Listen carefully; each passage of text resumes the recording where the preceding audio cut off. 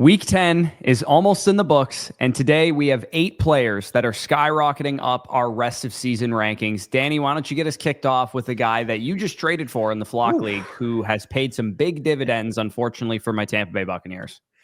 When I had the opportunity to get Rome Odunze and insulate the deal with a guy I was extremely high on with TreVeyon Henderson, and I go and watch him produce 147 yards, 2 explosive touchdown runs, man, I feel great because he scored 28 PPR points. Obviously, we saw the big play appeal on display. I mean, we saw on the 69-yarder that basically iced the game. He's literally looking at the sideline mid-explosive run, saying, like, should I get in? Should I stop? Like, what should I do? Like, that's just such a young player play. Like, oh, you did all the hard work. You did the physical work. You got that explosive play out of you, and you're looking at the sideline to see whether or not to go down. So I thought that was funny because, I mean, probably not for you as a Bucs fan watching, him rip off that run, but we're starting to see the game record that Hendo was at Ohio State. That guy that if you give him space, he could take any touch of the house, and he showed that on display against the Tampa Bay Buccaneers. And it has been without Ramondre, don't get me wrong. Like, obviously, Ramondre has missed these last 2 weeks with the toe injury, but it could have very well been the case. Oh, stubborn old coach. He sees Terrell Jennings lead this backfield. Well, no, that's not actually how it's operated.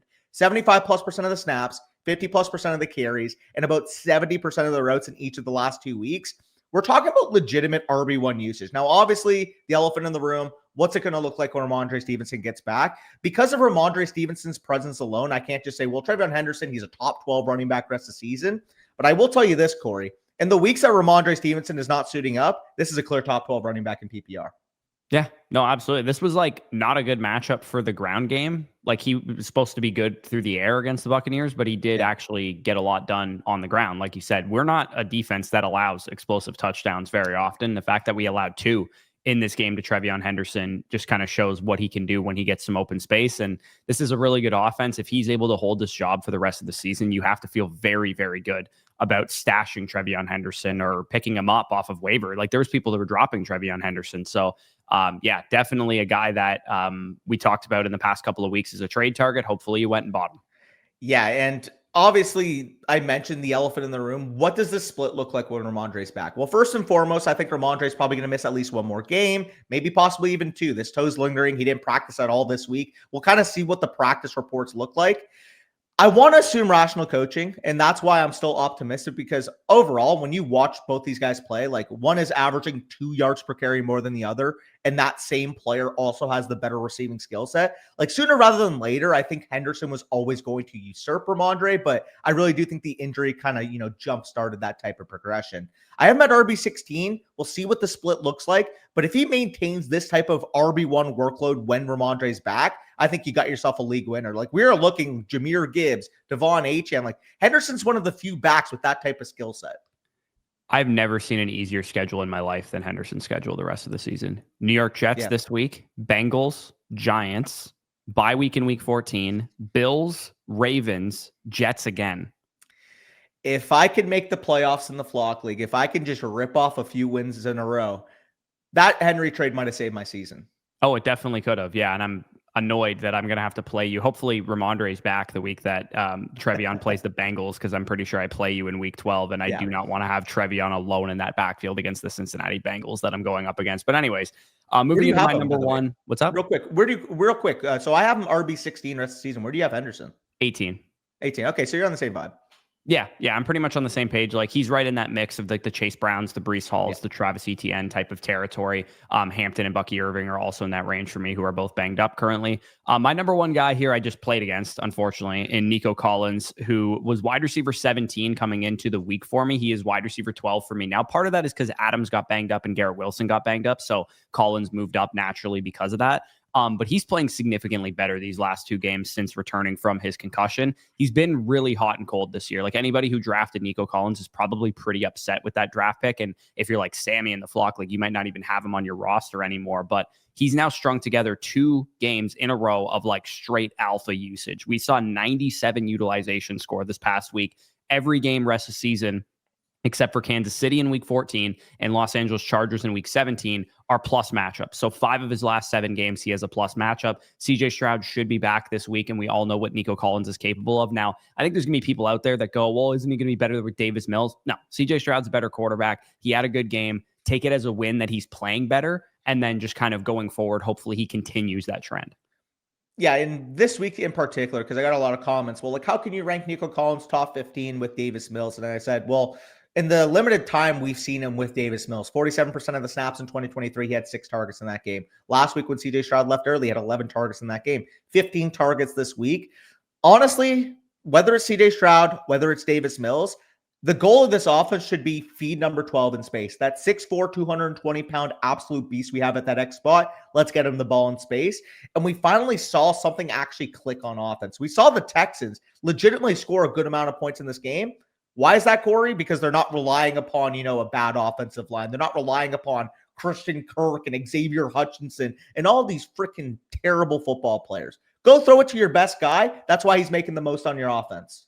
Yeah, this is the first game all season in which Jaden Higgins has outsnapped Christian Kirk and Xavier Hutchinson as well, and that maybe made a difference to the offense. Christian Kirk played the 4th most routes on the team, and Jalen Knoll was not far behind him with the 5th most. So this is maybe a shift coming in the offense. Dalton Schultz also like a top 7 tight end over the last month too. So the offense is just playing a little bit better in general. Maybe the offensive line just took a little bit of time. It's not a very talented unit, so chemistry going to be very important for that kind of stuff. So Collins, 14 targets. I mean, if he keeps up that usage, he's going to be a league-winning wide receiver if you bought low on him at some point during the season.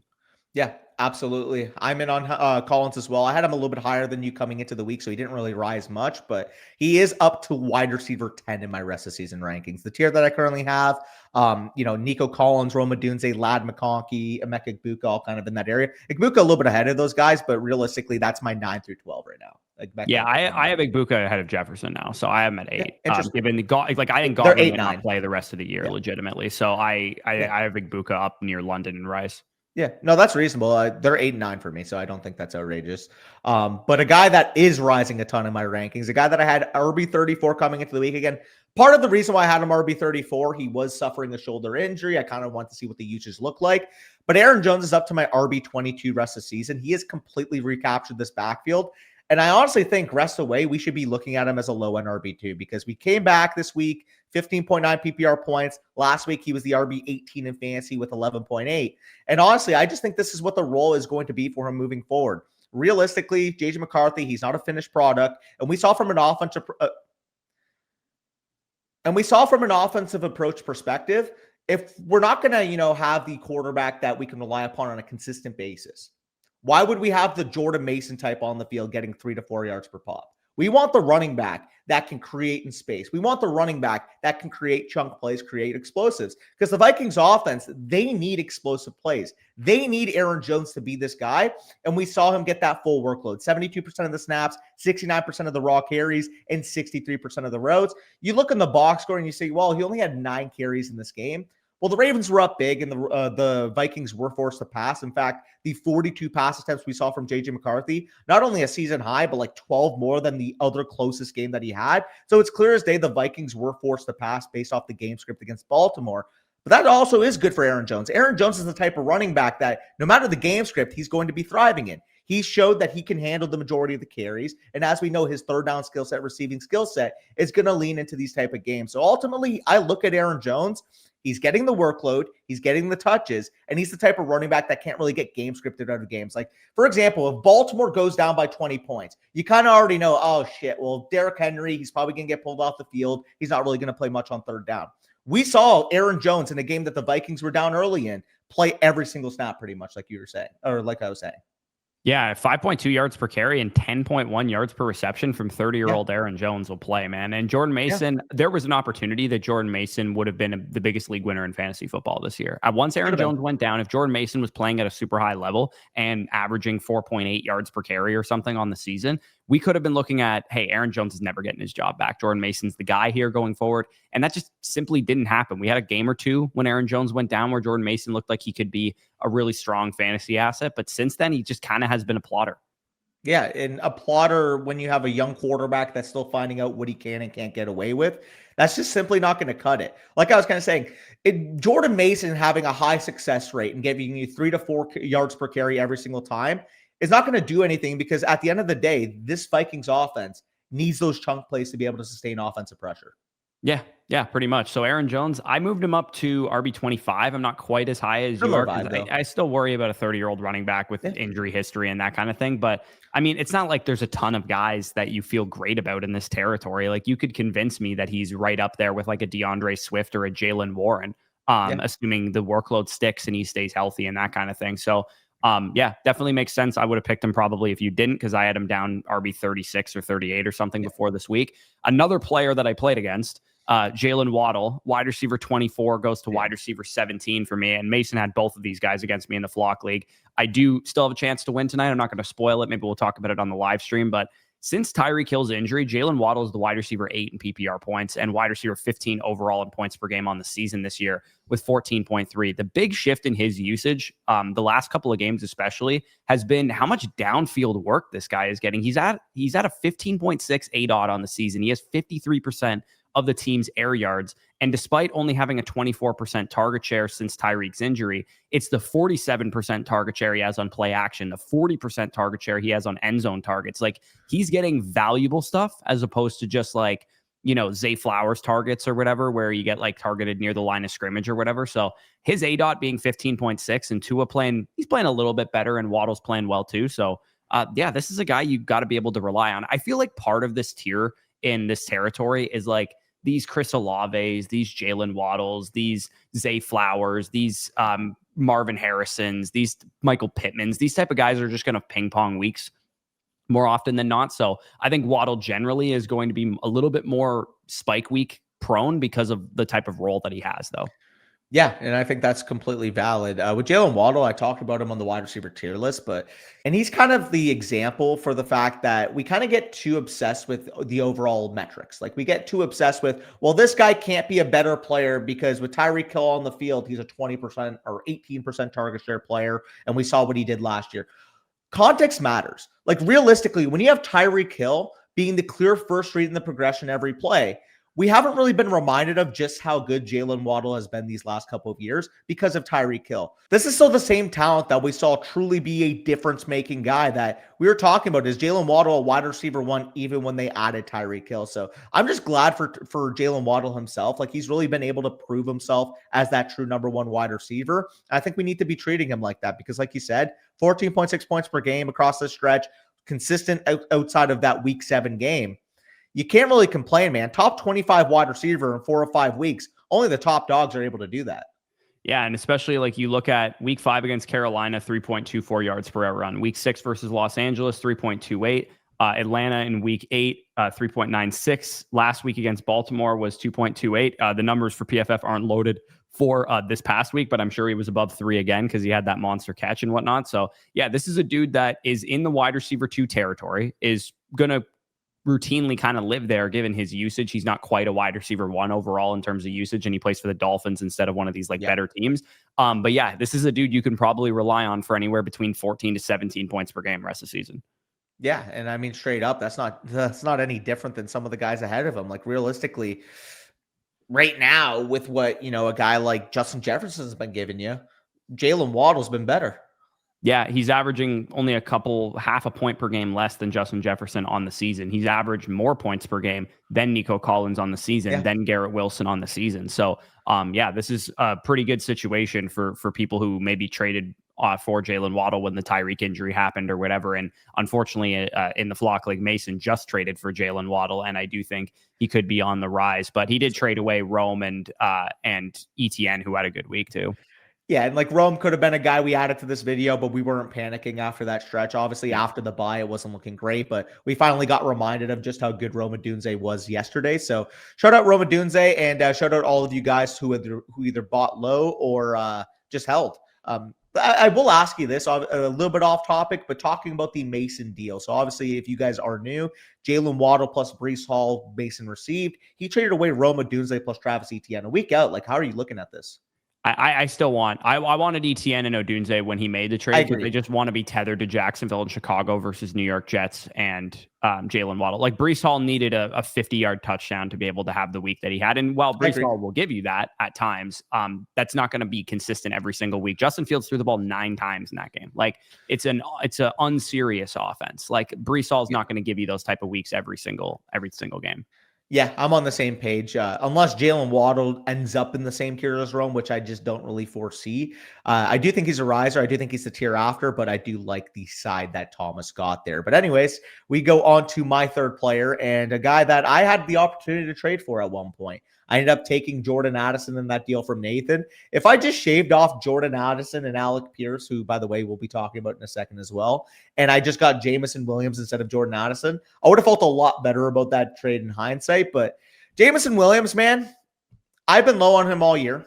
I said, hey, with John Morton, he's clearly an afterthought in this offense.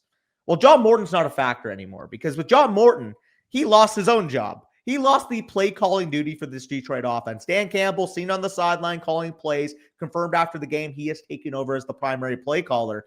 And it's clear to me that Dan Campbell saw how the offense was functioning, saw the fact that Jameson Williams, maybe valuable looks were left on the field, and he wanted to correct that because Jameson Williams had his best game of the season. Jameson Williams had his second game of over 100 receiving yards and his first week of 20-plus PPR points. Realistically, we still know the game environment weekly for the Detroit offense is going to be there, 28 plus, 29 plus implied weekly points.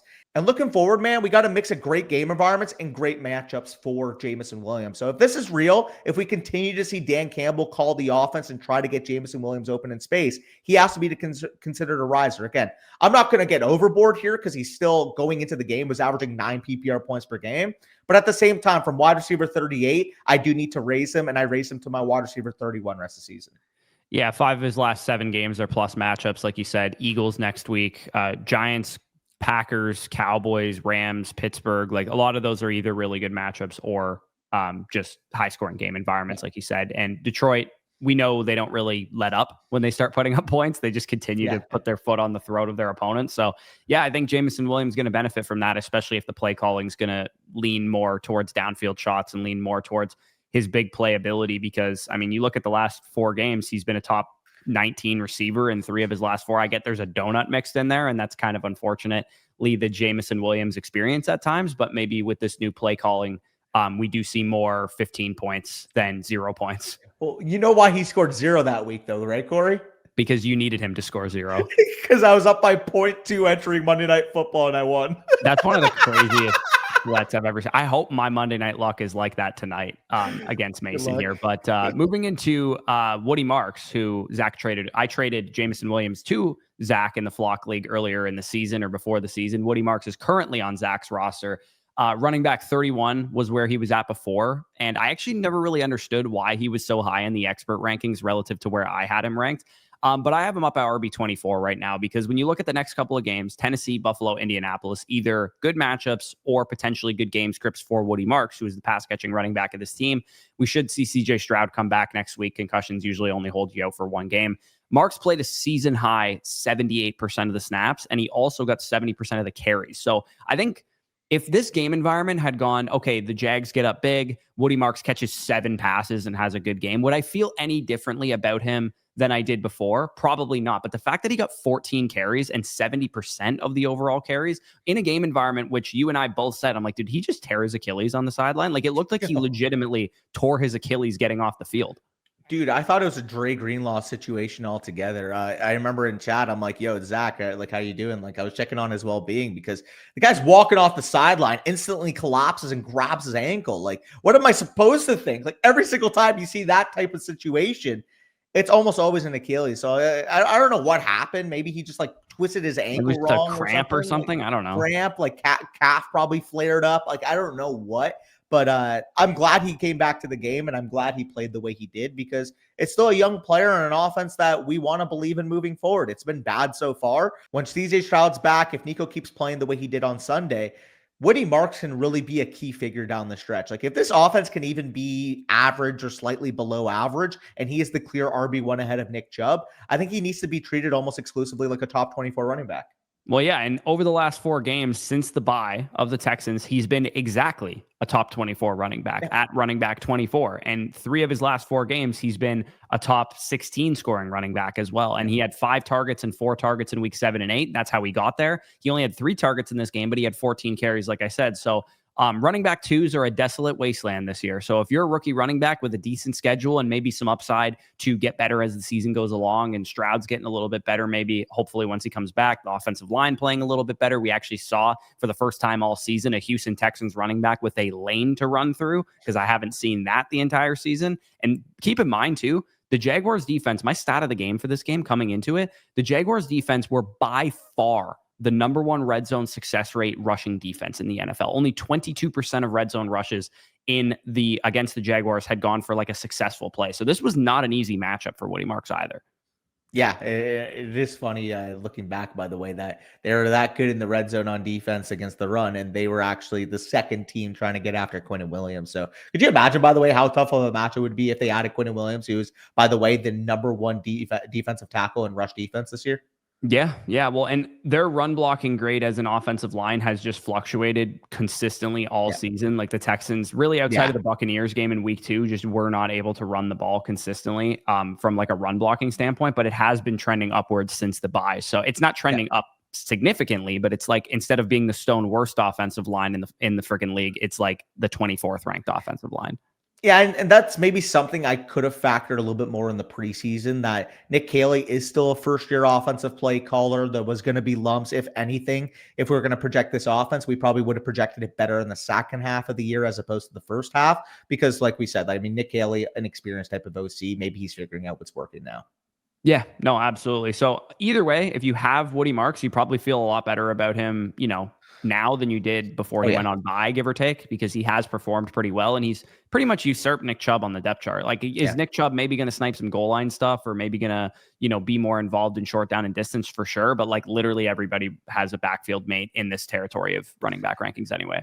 Yeah, for sure. But I'll move on to my fourth player here. And I alluded to it. It's a guy that I traded in the Puka Nacua deal. Nathan asked for him to be a throw-in, and I should have stuck to my guns, because at the time I was hesitant to even throw him into the deal. But I'm like, okay, well, I'm getting value anyways. I just need to do what I have to do to get this done. But Alec Pierce really stings that I gave him up, because I had him at wide receiver 48 coming into the week. And that was more so off the back of I just wanted to see a bigger sample size. Well, we do have the sample size now. So in 3 of the last 4 games, he scored over 14 PPR points. And in the last month of the year, he's been legitimately almost a 15 PPR point per game scorer. Corey, in the last month, since week 7, 14.9 PPR points per game, 25% target share for Alec Pierce. He's my wide receiver 32 rest of the season. The Colts offense, obviously, the huge comeback. They end up winning that game against the Falcons in Germany. And Pierce is just simply a real function of this offense. He's getting targeted, and he's getting valuable targets down the field. He's been a top 24 wide receiver in fantasy in 3 of these last 4 games. And to be honest, I don't see anything about his role changing. He's playing 85+% of the routes, and he's looked damn good.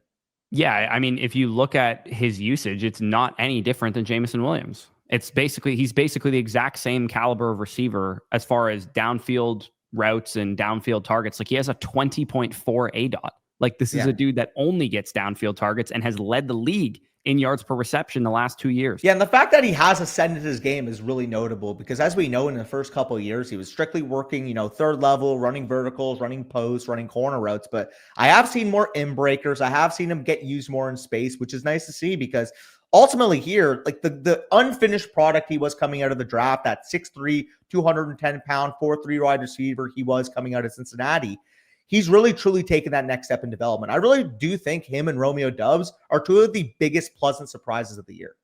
Yeah, he's 14th in the NFL in yards per route run and 14th in the NFL in PFF receiving grade. And in terms of overall receiving yards, he's also top 11. Like, he has more receiving yards than his teammate Michael Pittman Jr. Yeah, because he's averaging like 75, 80 yards per game this year. Like, that was one of the crazier stats. I know so in the stretch that I'm talking about, since week 7, I believe it was Jacob Sanderson who tweeted this out, but he's on like a 1,400-yard pace. Yeah. I mean, he has more receiving yards than Chris Olave, Teteroa McMillan, Zay Flowers, Lad McConkey. Like, he has been really, really solid at generating yards. And we know, 40-yard touchdowns like he scored in London are always in play for a player like this. Yeah, and because of the volatility, because he's never going to be that 8 for 99, 10 for 121 type of guy. Like, realistically, when Alec Pierce hits, it's going to be more on the back of like that 6 for 113, catching that deep touchdown. Because of that factor in PPR, I can't overrank him. I want to rank him close to the top 24. I can't do that. I can see us looking back in 2 weeks and being like, well, it was right in front of us. Why didn't we just vault him up? Yeah, he's exactly Jameson Williams. I have them back-to-back in my wide receiver rankings, and I have the other version that's exactly like them, one spot behind in Xavier Worthy. They're all just big play threats. They're going to be volatile. They're in good offenses. They're the clear number twos. They're definitely not the number ones, but they are getting valuable targets downfield and whatnot. So another rookie, we talked about a couple rookies in this one. I have RJ Harvey on the rise. And a lot of this is due to injury to J.K. Dobbins. So I'll kind of explain why here. RB33 is where RJ Harvey was before. He was like one of the better high-end handcuffs with some standalone upside. He's at RB27 for now because we still don't have full word on what J.K. Dobbins' foot injury looks like. So here's the medical jargon because I did a lot of research on this. He's getting a second opinion on his injury, and that is 99% of the time bad news. Players don't get second opinions unless they didn't like the first opinion, first of all. So mid-foot sprains, if it's needing a second opinion, this is a crucial distinction. If you have a mid-foot sprain and doesn't need a second opinion, it's probably a 1 to 2 week absence at most, and the Broncos are on bye in week 12. So we would have gotten is RJ Harvey playing in week 11. They go on bye. J.K. Dobbins is back after the week 12 bye. All three fantasy doctors that I looked at projected him at minimum to be out 2 to 4 weeks. And they said that it's possible he could go on IR. And if he goes on IR, that is a minimum 4-game absence, and he wouldn't be back until after week 15. So if Dobbins goes on IR, Broncos do have a really hard schedule. It's not like RJ Harvey has a bunch of cupcake matchups. But if he's the starting running back for any significant period of time, he's going to be a top 24 play. Couple notes, by the way. First of all, midfoot sprain, is that not the injury that Bucky Irving sustained? Obviously, the Bucky also had the shoulder. That's not the one that's keeping Bucky Irving out right now. Is it the shoulders? Okay.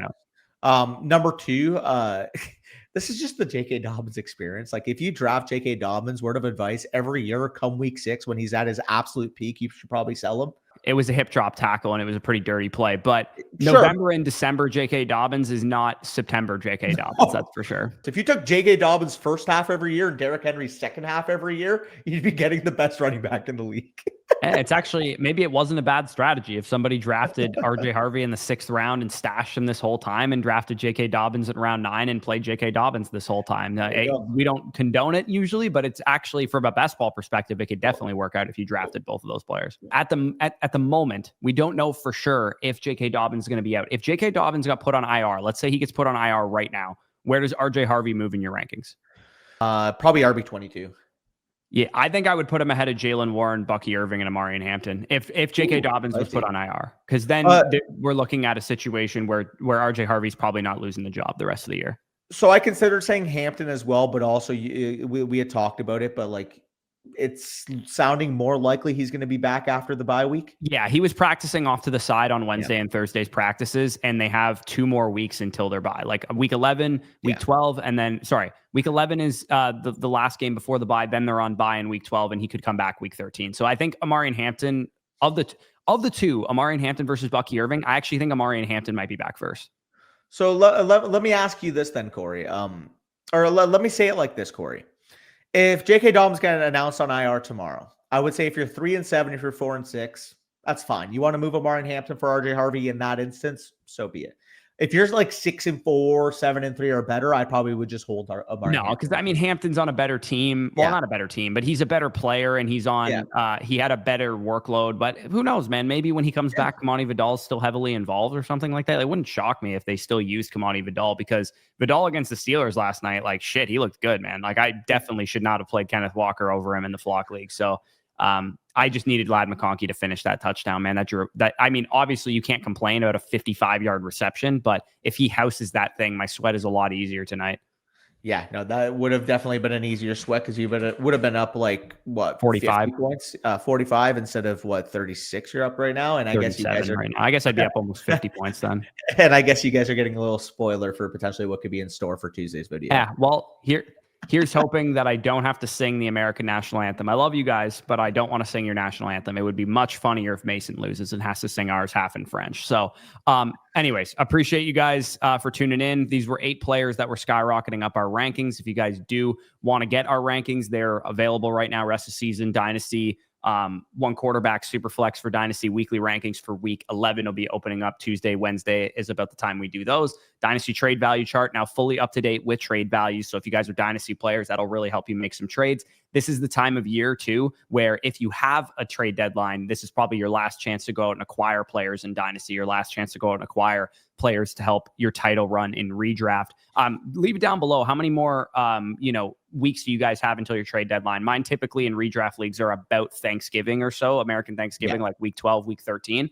But let us know down below in the comments, and we will be happy to help you there. Who's skyrocketing up your rankings? Do you agree with the guys that we talked about? Like, comment, subscribe, all that good stuff. But with that being said, peace out. We'll talk to you soon.